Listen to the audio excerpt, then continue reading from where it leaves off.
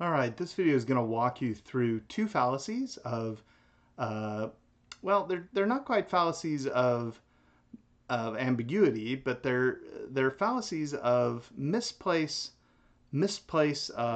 property transference. That might be a good way to put it. These are the fallacies of composition and division. So let's take a look at each of these in turn.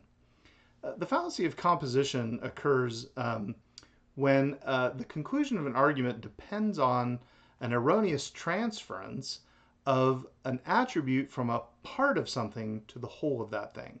So for example, if I said something like, hey look, sodium, the element Na, number 11, is poisonous. It'll kill you if you ingest it. It's a metal that'll kill you.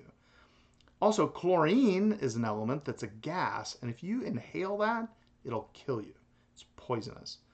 And since sodium is poisonous and chlorine is poisonous, therefore sodium chloride is also dangerous.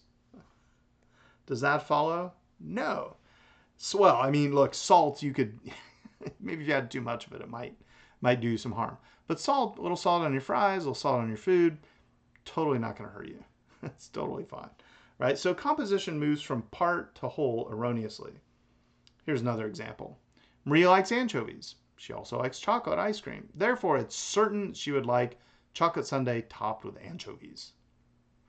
Doesn't sound very good to me. I don't know, who knows? Maybe some people like it. Here's another example. Each player on a team is an excellent athlete. Therefore, the team as a whole will be excellent. Now, does that have to follow? Does this have to follow? No. Why? Well, maybe there's a couple different reasons. One reason might be that the people don't get along well together. Maybe they've never played together, so they're not used to being with each other.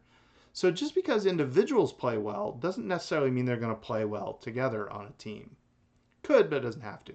Here's another goofy example from it's a trifle. Friends. It's got all of these layers. First there's a layer of ladyfingers, then a layer of jam, then custard, which I made from scratch. Then raspberries, more ladyfingers, then beef sauteed with peas and onions. Then more custard. It tastes like feet. I like it.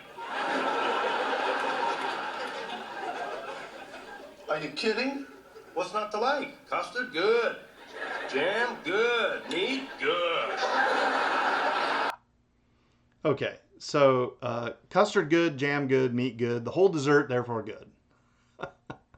Now, that doesn't sound very good to me. Maybe someone will like it, but this is probably a fallacy of composition, where you mistakenly take the properties of the parts and then put them together and think those properties will continue to be there in the whole.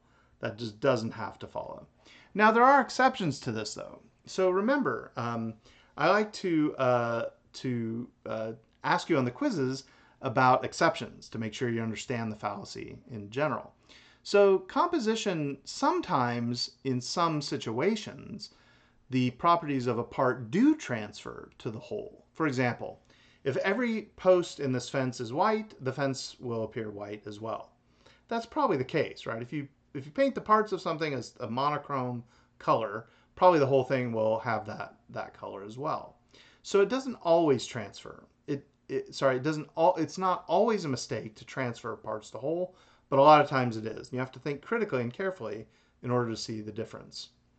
Now, one last fallacy here. This is called the fallacy of division. And this fallacy is committed when the conclusion of an argument depends on the erroneous transference, not from parts to whole, but from a whole or a class onto the parts or its members, right?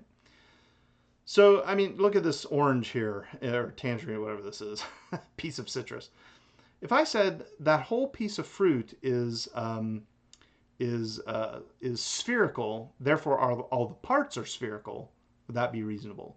And if you open the orange up and you pull out the parts in their natural division, the answer is clearly no. It doesn't follow, right? So it's a division fallacy. Or here's another example. This jigsaw puzzle, when assembled, is circular, therefore each of the pieces is circular. Now, if by circular you mean an entire circle, the answer is no, right? There's parts of it that are circular, but this whole piece itself is not a circle, right? So this is a fallacy of division where you mistakenly move from the parts of the whole the properties of the whole to the properties of the parts. Now, just like composition, there are exceptions. For example, if I made this inference, this brick wall is uniformly red in color, therefore each individual brick is red, that seems like it's a pretty reasonable example. Or if I said something like this, each part of this mug is made of matter. Sorry, that's the other fallacy. The division fallacy would be this. Sorry, the the fallacy would not be committed if I reasoned like this. This whole mug is made of matter, therefore the parts are made of matter. Right? That would not be fallacious because that's just how matter works. Now, if you say, well, we get down to the very bottom of matter, it's energy or equivalent to energy. Okay, we could argue about that. But in general, if I had a material object and I took apart the parts, the whole thing would be material as well. The properties of the whole would transfer, just like if the whole wall is red in color, probably the bricks that make it up are the same color.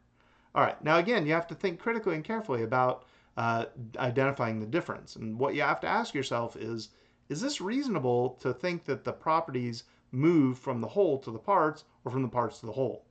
And if it's not reasonable, then you've got a fallacy of division or composition, depending on which way the transference goes. All right, thanks for your time and keep thinking critically.